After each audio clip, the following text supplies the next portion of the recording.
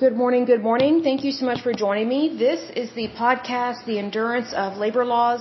I am your lovely host, Lesley Sullivan, and today is episode 120, and we're going to take a look at the International Organization of Masters, Mates, and Pilots.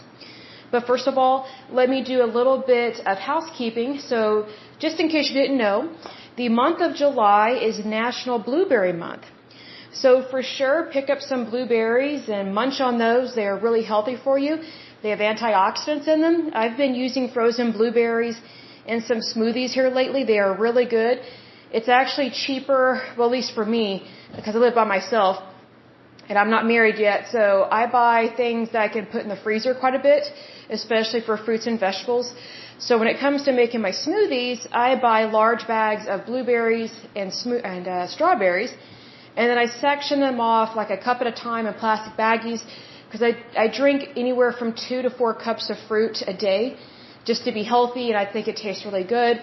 And so what I typically do is I pull 2 baggies out of the the freezer, and I pour those blueberries and strawberries into a bowl. I wash them off in cold water because if you use warm water, they will start to melt and get mushy, and you don't want that because basically what you're doing is you're using the frozen fruit as your ice chips. Because the problem I was having was that my smoothie or my blender was not liking the ice chips. Like it wasn't big enough to handle the ice, the fruit, and the liquid. So I was like, well, I'll just use the fruit as the ice itself, and so I just froze them. So after washing the fruit, which is maybe a couple seconds or something, I put that in the blender. And you can use water to help make your smoothie, but what I like to do is I love to use diet cranberry juice. I love cranberry juice, but I don't like all the sugar in it because a bunch of sugar does not make me feel very good, and I don't think that eating or consuming large amounts of sugar is very healthy for you. It's not good for your insulin levels, so I do the diet cranberry juice made by Ocean Spray. It tastes so good, and it works really well in a smoothie. So I pour that in there, and I mix it all up. Another thing I've been doing to get my protein, because I was missing out on protein, I forgot to eat my protein. So I've been using milled flaxseed, which tastes so good. It's one of my favorites. Like even when I'm eating ice cream, I'll sprinkle some milled flaxseed on it. It tastes really good. You get your protein. In terms of the smoothies, what I've been doing is I've been adding 1 or 2 tablespoons of milled flaxseed to my smoothie, so I get about anywhere from 15 to 25 grams of protein with each serving. So that's really good. So even if you are not a bodybuilder or if you don't exercise strenuously, you still need protein. Protein is used by your cells, especially your brain, your muscles, and your tissue. So it's good to get protein, because you feel better. It's almost like eating eggs, but without the high cholesterol. And I'm not dissing eggs, but I know that whenever I eat eggs all the time, I don't always feel very good. So I maybe eat scrambled eggs, maybe 2 or 3 times a week. I used to eat them every day, but I couldn't take it. It just didn't make me feel very good, even though eggs are great protein. You might want to try out some smoothies if you're having problems or issues with your cholesterol, or if you just want to try something new. And what I love about having a smoothie, this is a side note, what's nice about a smoothie is that you don't have to cook anything. So I can get up in the morning. I typically get up and pray or watch something really positive, or I go right into exercising, which I try and exercise 15 to 30 minutes in the morning when I wake up. And then I go get a smoothie. I make it real quick. It's like, 5 to 10 minutes to make a smoothie. And then I can drink it throughout the morning. So that way, you're not slamming your blood sugar all at once in the morning, which is what it felt like to me, like whenever I would eat pancakes or something. So it's nice to have a smoothie because you can just take that with you to work. So that's really nice. And it helps also with brain fog, especially like in the afternoon when everybody gets tired around 3 or 4 o'clock and you're in that last shift, for your work. So smoothies work really well to help keep you awake and keep you alert and, fuel your brain. That's always a good thing. But let's go ahead and start on this puppy. So this is the National Organization of Masters, Mates, and Pilots. A little bit of background. It was founded in 1880. It's headquartered in, and I'm probably going to mispronounce this, I think it's Linthicum Heights, Maryland. It's located in the United States. In terms of members, they have 5,500 members, as of 2018. Their president is Donald J. Marcus, and they are affiliated with the AFL-CIO. Now, I do want to mention this. it says their location is currently in the United States. I'm guessing that just means their headquarters. But in times past, when we have looked at other international unions and organizations, they have locations in other places. Well, this particular union, the reason why it's called an international union or organization is because, initially it was just an American one, but then later in time it merged with a Canadian local, which I'm not a fan of doing that at all. And then also here recently they merged, or didn't merge, they took under their wing some workforces in Mexico and Panama. Now Panama I'm cool with, no issues there. Mexico, it's tricky with that, and here's why. Mexico it's a good country. They have wonderful people. Everyone I've met from Mexico has been awesome. Very sweet people, very charming. I mean, they're just a hoot. Their culture is very loud.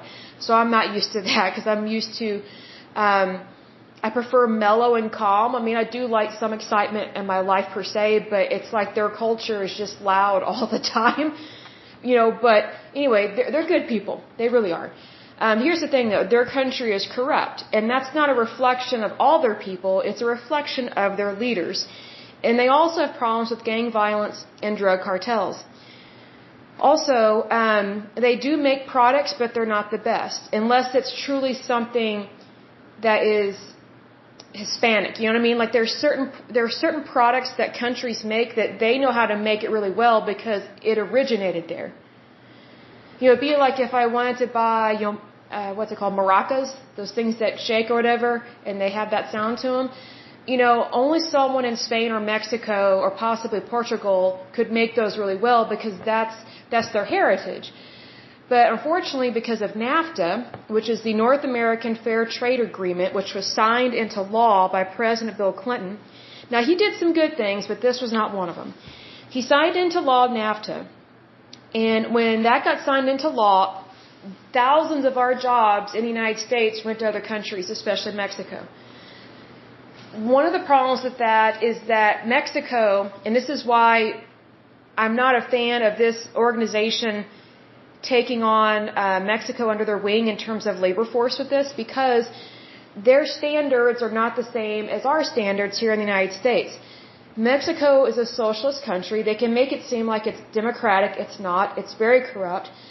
Like whatever corruption we have here in the United States is nothing compared to what happens in Mexico. Mexico, you have a lot of corruption within their government, especially their local governments, and then you have corruption, obviously, within local gangs. It's one of those things like sometimes people down in Mexico, they have to pay off, the federales, the state police to leave them alone, but then they also have to pay off the local gangs and drug cartels to leave them alone. So it's like paying for two security systems, but you're not really secure either way. That happens all the time in Mexico. It's been going on for a long time. It's nothing new. Now here's the thing. Their labor laws are nothing like ours. So, and also their wages are lower than Americans. Hence, it's not slave labor. It's not as bad as China or parts of India, but it's lower end work. It's lower income work, I should say. And it's not skilled labor. So a lot of products that have been moved, operations and manufacturing sites that have been moved to Mexico, we lost all those jobs here in the United States. Because they went down to Mexico because companies crookedly, want to make more money. And normally there's nothing wrong with making more money, but this is not the way to do it. They want to make more money, but not really care how a good is produced. So it's subpar. It's a subpar product because they do not have the same standards as us. I'll give an example. There is a international company. It's technically part of a holding company that owns a lot of foods. It's called Mendelos or Mendelez. I think it's Mendelos. It's a European company. At least initially it was. That's the thing. They lie about themselves all the time because they don't want you to know where they actually are located, like the HQ, and they don't really want you to know who the key people are. I noticed that. Because like 5 to 10 years ago, they had no problem saying who they were, what they were doing. Now they're more hidden. They hide more so behind holding companies, which holding companies are good for financial reasons. I think they should remain in the financial sector, not in food and beverage. Because it seems like whenever a holding company takes over any type of food and beverage, it just tanks the company. It lowers the quality of the product and of the service, which is exactly what happened with this example that I'm about to give. So I love Nabisco, and I love Oreos, and there's another product that I used to eat a lot of. It was a cracker that I really liked. Well, out of the blue, they started tasting funky. I was like, what is going on with this? It didn't taste right. So I thought, well, maybe it's just a bad batch. So I went to another store, got a different batch because you can look at the numbers, like the ISBN and something else, and, you can change it up. Well, guess what? They all tasted lousy, and they all, had my skin react. So I can tell when there's some funky ingredient in a food because my eczema will break out. And I know when inflammation's going on because my skin will react. Now, just FYI, there are many different types of allergic reactions to things, but the two I'm going to talk about are contact dermatitis and then when you actually consume a product and you have an allergic reaction from the inside out. So contact dermatitis is where something gets in contact with the surface of your skin, like for example a soap or something, like maybe a laundry detergent. Or maybe a perfume. Let's say it's an organic perfume, but your skin's like, I don't like this. So just because something is natural, maybe essential oil, that doesn't mean that your skin can tolerate it or that you should use it because it's in its rawest, purest form, which means it's more concentrated. Which is why when you use essential oils, why you're supposed to extremely dilute them with a carrier oil, such as olive oil or coconut oil or almond oil, whatever the case may be, or even castor oil. Castor oil is a really good nourishing oil as well. But anyway, so contact dermatitis is where something from the outside touches your skin, and that reaction is just truly a surface level reaction. So for example, if you're having an allergic reaction to your laundry detergent, all you have to do is just stop using that laundry detergent, right? And then your skin will clear up, you'll be fine. The other type of allergic reaction is when it comes from the inside out, meaning you have consumed something, whether it is a food, a drug, a beverage, whatever the case may be, anything can cause a reaction. So it's one of those things, it's hit or miss. Sometimes it's hard to determine what, but in my case, I knew exactly what the problem was. So I ate these crackers that I've eaten for years. Never had a problem before. They didn't taste right. And I was like, this is odd. So I bought another batch. They still didn't taste right. Well, guess what? Within 10 to 12 hours, I was in a full-blown allergic reaction in terms of eczema. And I could feel it throughout the night. I mean, I didn't have any breathing problems. I've had breathing problems before with other products, but not this one. And so I felt like whelps coming up from the inside out on my skin. And I was like, oh, this is great. Something's going on. So I wake up and it's like my eczema, I mean, it looks like poison ivy, but it's not. But it weeps, it bleeds, it's painful, and it's just horrible. So needless to say, dermatologist visit, new medicine, that kind of thing. Did not really want to have to go through all that, but that's what you do to take care of yourself, right? So I identified that it was this product that was causing the reaction. And so I looked at the company. I was like, well, it's Nabisco. What's going on with this? Well, this cracker and also Oreos, they had sold out their shares or that particular product. See, there are companies that own many goods. So let's say, for example, I'm going to make this up. Let's say Kraft, the people that make cheese. Well, there's all these different types of cheese, right? Well, there's American cheese, there's mozzarella, there's Colby Jack, there's sharp cheddar. Each one of those is made separately. Well, sometimes what companies do, and I'm not saying Kraft has done this, I'm just using this as an analogy. What some companies do is they will sell one particular product from within their product line. So they may not sell all of their cheeses to another company. They might just sell one or two. And sometimes they might sell the entire cheese line or product line just because they keep it together for shareholder reasons, right? Well, in Nabisco, they sold not all their products, but quite a few to this European company. Mendelows or Mendelez, whatever it's called. And since then, they have moved almost every American operation that was here in the United States down to Mexico. And since then, the quality has not been as good. The product doesn't taste as good. It doesn't keep as long. It rots. Even though a lot of bread products are supposed to have preservatives in them, and preservatives that our body can handle. So needless to say, there are so many products that I have not been purchasing anymore because they're made in Mexico now. As I said, Mexico does not have the same safety standards. They are not a very wealthy country. Now, if you look at their GDP, if you look at their gross domestic product, they are a wealthy country. But that's just their money and their currency. And plus, it's money that's not really going to all their people, right? And I'm not saying it's a unitarian utopia outcome, because that will never happen on the face of this earth. That's not how human beings are. So the quicker people wake up to the fact that that's not a reality, the better things will be. Because it's better to believe a truth than a lie, right? However, in Mexico, they don't pay their workers very well. They do not. The money's almost always up at the top. And it's usually with corrupt government officials. It's with corrupt companies. So whatever corrupt companies we have here in the United States, it's nothing compared to what happens in Mexico.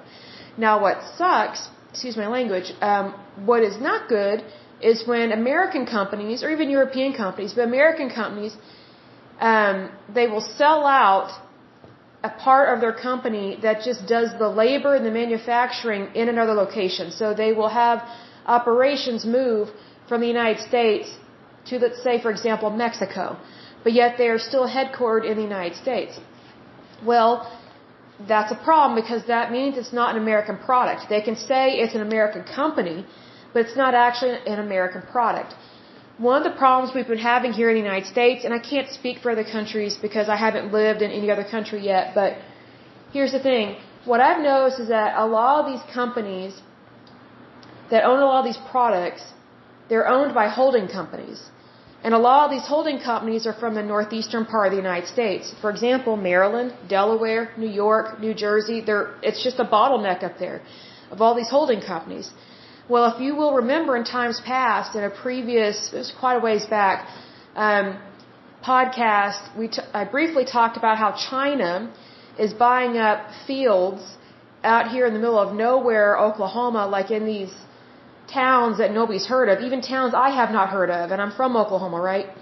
Well, they've been buying up property here in the United States in places where people would not think to look, and they set up shop, and it is definitely slave labor because it's run by a Chinese company, because they build them like a compound, like they fly their people in, and they're not allowed to leave the compound. They are stuck there working until they fly them back to China. So what's interesting is that a lot of these companies, they are filtered through holding companies. So these holding companies, I think they need to be held accountable for the corruption that they are encouraging here in the United States. So that's why I get concerned when a union, a labor union, that is from the United States takes on another union or workers from another country. They do not have the same education levels. They do not have the same standards. They do not have the same government. They do not have the same health care. They do not have the same labor laws whatsoever. See, here's the thing. It's as I've said before, we always need to be careful who we align ourselves with, because whoever we align ourselves with, we are taking on risk. I don't think the United States should be taking on any of this kind of risk. I think that's ridiculous, because the United States is only responsible for the United States. See, that's the problem with these unions that are international. They basically share the burden. Well, here's the thing. None of these other countries are as successful or as prosperous as the United States.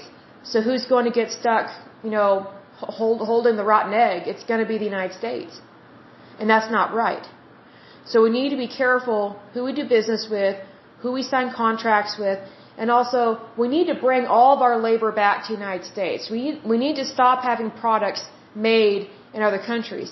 And I'll give an example of this. I remember when I was a little girl, and I'm not that old, I'm only 38, but I remember years ago when I was a little girl, we would go shopping at Walmart, for not utilities, but basic toiletries, things like that. And, there'd be bicycles and, all kinds of goods, right? Tires, everything under the sun. even at a small Walmart, here in Oklahoma at that time, because we didn't have super centers way back then. So we did not get a super center until like I was 17 or 18 years old, and it was like a big deal when we got one. It was like, whoa, it was like getting a mall. I mean, it was interesting, it was massive. But anyway, I noticed as a little girl, everything that was in the shop, everything that was in a Walmart or a Target or whatever the case may be, everything was made in the United States. Almost everything was grown in the United States. The only time you came across a good or a product that was made in another country would be like a product that specialized in that thing. For example, like maracas or whatever, those things that you shake and they make that sound. Or let's say you want Asian furniture. Let's say you want like a Chinese theme or something in your home. Well, then you would purchase goods that were made in China, but they're being sold here in the United States. It was unheard of to buy American-like goods that Americans use, but that are made everywhere else except the United States. Like, I remember watching an episode of Mr. Rogers' Neighborhood, and I love the episodes where Mr. Rogers would show how things are made, because if you think about it, Mr. Rogers was the original How Stuff Is Made show, really, but it was geared towards kids, and it was always fascinating to me as a child. I learned so much. And it was such a good, appropriate, calming show, right? I remember an episode where there are these people that work in this factory, and it's not a mom and pop shop per se, but I mean, it's a pretty large one, but there's a lot of people working there, a lot of adults, and no children, it's adults, and they're making sweaters and sweatshirts, and it's really neat what they're doing. And they make these items for all of the United States. So it's really interesting. And I was like, wow, that's really cool. But here's the thing, that hardly doesn't happen anymore. So because of NAFTA and other trade agreements, all of those jobs have been shipped overseas or down to Mexico. So that's probably a loss of well over 1 million jobs over the years. I mean, well over a million. I mean, I could look it up, but it's probably in the millions. How many Americans have lost jobs, like manufacturing jobs that we should have here? Because all jobs help you to earn a living, right? So why anyone would want our labor force, our jobs to be shipped out to other countries makes no sense to me. It ruins our economy. And I think it also leads to unemployment and massive amounts of unemployment. Like, we need work here. Like, there's some people that think that Americans, and even Americans think this horrible about Americans. I don't know why, but they think that Americans, they think they're too good to do a job. You gotta be kidding me. I meet people all the time. They're like, just give me a job. I'll do anything. Like, I'll make a sweater. I'll pump your gas. I'll mow your lawn. I'm not too good. I'm not too uppity to help somebody else. But there's just this kind of semi-negative, I'll just say it, there's a negative perception of Americans, and sometimes by our own fellow Americans. It's really weird. I mean, it just strikes me as odd. I'm just like, not everybody thinks it has to be an immigrant that does the dirty work. Americans do the dirty job all the time. I mean, just look at plumbers, electricians, landscapers. I mean, construction workers. I mean, these are really hard jobs. I mean, they're performed by Americans. It's not just labor that's flown in, which I don't think that we should have as many working visas as we have. I think that's an issue as well, because I'm surprised that more labor unions don't speak out against these visas that are allotted to people to come here and work different seasons. Back in the day, my relatives, like way back in the day in the 40s, 50s, and 60s, here in Oklahoma, during the summer months and then sometimes during the fall months, we had different seasons that you would work on a farm, or even if we didn't have a farm, but if you want a summer job, let's say you're in college or high school, you want a summer job, then you go work on someone's property. You find out who has a farm and you ask them, hey, can I come work here? And both men and women did that. I mean, people are not afraid to work here. But if you bring people in that are not even citizens and you're giving them the work, what are Americans supposed to do, is my point. So this is a problem with these unions that are international. They are really trying to manipulate our labor laws and our labor. And if anything, they're trying to get our goods made in their country, but yet have all the perks of being a part of a labor union that's in the United States because they know we're loaded with money in the United States. Even though we are extremely bankrupt as a country because of our debt, we're not balancing our budget like we should, but that doesn't stop other countries from using and abusing us, especially financially. So we need to start looking at things from an accounting point of view and from a due diligence point of view. So that's why I get concerned with these international unions, especially when they take countries such as Mexico under their wing, because I don't think that's a good thing to do. I really do not. Because we have a lot of problems with Mexico, with them bringing drugs in, also illegal immigrants, and also they're bringing in diseases like tropical diseases that we do not ordinarily have here in the United States. So whenever people are bringing in diseases into the United States, it puts a huge stress and burden on our healthcare system. You know, our healthcare system belongs to us. It belongs to America. It doesn't belong to anybody else. That may hurt some people's feelings, but let me tell you straight up, I don't care. I don't care if your feelings get hurt, because it's not about feelings. It's about doing what's right. You know, we pay for this healthcare system. We are not responsible for everybody on the planet. We are responsible for America and the citizens here. Other countries need to be responsible for their citizens and take ownership of that, and also take ownership of their mistakes. You know, take ownership of their corruption. Because it's usually because of corruption and greed that people come here to the United States, especially from Hispanic countries. It's very unfortunate. And again, you know, Mexico, the people there are sweet, they're kind. Every single one of them is a hoot. I mean, they're just wonderful, good people. But one of the reasons why they're here is because their own country is not a good country. Their homeland, they can't prosper where they're from. And that's really sad. Because just look at it this way, what if the shoe was on the other foot? What if you and I, being from America, from the United States, what if we could not prosper here in our own country, and let's say we had to go to Australia, or let's say we have to go to Russia to be successful? I mean, that's kind of what that's like. So, needless to say, we need to be careful who we align ourselves with, especially when people do not practice the same practices as we do, they do not have the same beliefs. Because almost always they expect us to cave to them, and sometimes we stupidly do that. And we stupidly do that because we don't realize, hey, we're number one. We don't have to bow to anybody. I mean that's just how it is when you're number one. So just thought I'd mention all that because it is important. But anyway, diving into this, it says, the International Organization of Masters, Mates, and Pilots, or MMMP, is a United States labor union representing licensed mariners. MMMP represents licensed deck officers on U.S. flagged commercial vessels sailing offshore, on the inland waterways, and on civilian crewed ships in the government fleet, state licensed marine pilots, marine engineers, mariners who work on tug, ferry, and harbor tour vessels in New York Harbor and throughout the Northeast, licensed and unlicensed mariners who work on dredges, and maritime industry shoreside clerical and service workers. In addition, it operates 2 training facilities, the Maritime Institute of Technology and Graduate Studies, and that one is located near Baltimore, Maryland. The other one is the Pacific Maritime Institute in Seattle, Washington.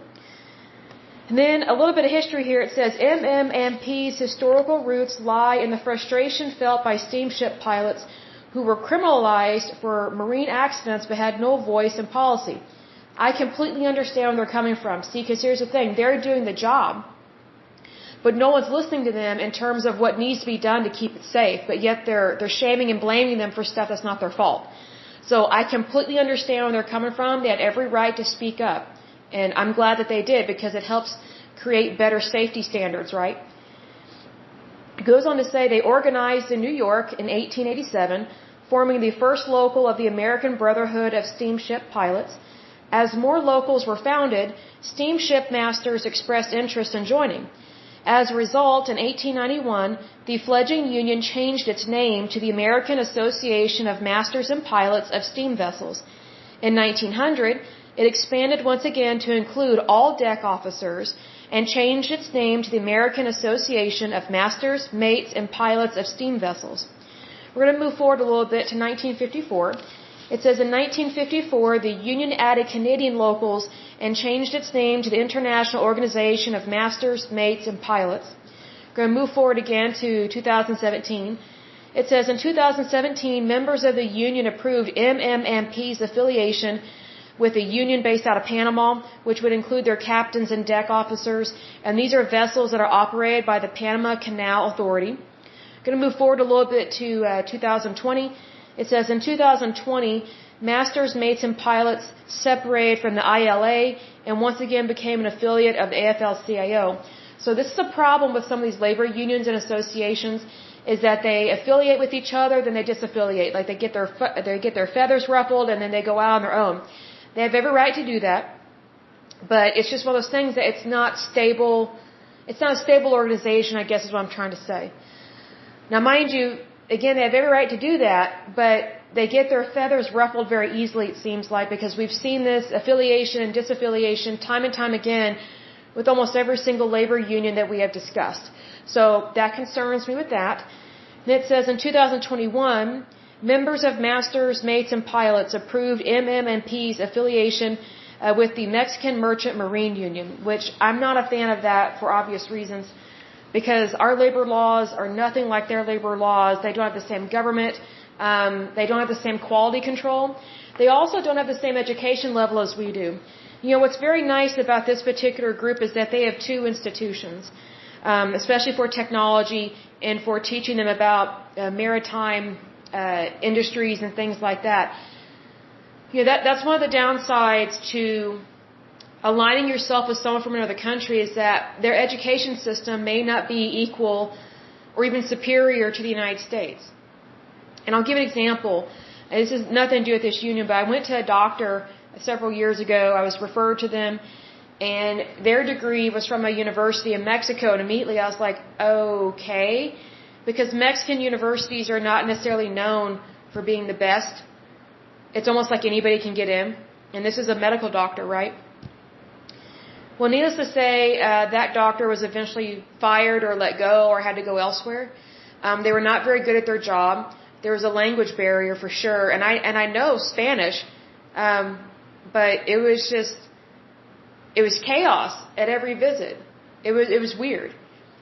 They didn't listen, and then I found out years later, after they left, and I was seeing a different doctor for follow-up and stuff, that they had totally lied in my medical record, and I had suspected they were lying, just making stuff up, like they were basically padding the books, as they say, making it look like they did more work than they actually did, just so they could assign more medical codes to your visit, so that way they can get more money from your health insurance and or you if you're private pay. I had suspected this doctor was doing that because we started receiving like a printout, a review at the end of the visit. Like they give this to you once you check out at the front desk of a doctor's office. It says a list of everything you discussed. I'm like, we didn't discuss any of this. I was like, what is this person saying? Like, what are they doing? Like, they hardly talked to me at all, and they weren't very nice. And so there were people in that clinic that made excuses for this person.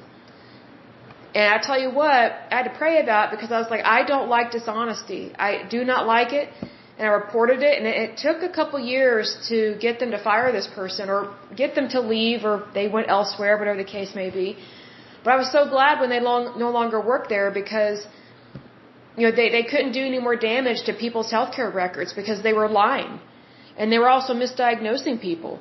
And they're making it seem like they did all this work on this patient when they did not. I'm like, I don't even know what they're talking about. Like, I told the front desk this, and I told a nurse this. I was like, none of this happened. I was like, I don't know what's going on in their mind, but none of this occurred. This really concerns me, and yet they have prescribing rights. Like, that's subpar healthcare. But you see, that's the thing. And here's another thing. I met some other patients that were concerned about this doctor's credentials as well, because whenever I see a new doctor, I look up their credentials. I want to know, did they actually graduate? Do they actually have a license to practice medicine in the state of Oklahoma or wherever I'm living? And when I saw it was like Universidad of Mexico something or other, nothing against universities down there, but in terms of medical school, I prefer to see doctors that have been to medical school either in Europe or in the United States, because Mexico, it's not the same. It is not the same. They do not understand modern medicine the same way that our doctors do here. Like, there's a reason why there are so many doctors that come to the United States and they study at our institutions and our healthcare facilities, like to do their residency. That's why you see so many international doctors or international students coming here to study. It's because we have one of the best educational systems, especially in terms of modern medicine, and that's on the planet. Like, we're one of the top ones. So, needless to say, now whenever I see a new doctor, I'm like, I'm not seeing them if they're from Mexico or if they're from a country that their school system is weird, and their medical school, it's kind of like, it's so easy to get in. It's like, that's not right, because you don't know what these doctors are doing. So, I always like to make sure that whoever I see is properly accredited and they have an active license to practice medicine. That's very important. You would think that would be basic, to look into those things, like the people that actually own these clinics, but sometimes I don't know why they hire some of these people. I guess they're not doing a good HR job. I don't know why. They have HR. They have human resources, but, it took me aback, and it took some of the other patients aback that they hired this person. I'm like, do they know what kind of school this is? I know it's a real school, but you can just tell this doctor didn't know what they're talking about at all. They loved the money of getting paid here in the United States. That's the thing. They love money. Love money. These people that come from other countries, they love money here in the United States. Love it. Because our currency is a lot stronger. Theirs is weaker. And they can make more money here. So there is a lot of greed that goes into that. So just FYI, that's another reason why I get concerned with international organizations and labor unions, because they typically just use the United States as our personal piggy bank, and that's not right. We should never be used in that way, shape, or form. Ever, ever, ever. It's not right. Greed is never appropriate. But anyway, I will go ahead and end this podcast. But until next time, I pray you're happy, healthy, and whole, that you have a wonderful day and a wonderful week. Thank you so much. God bless.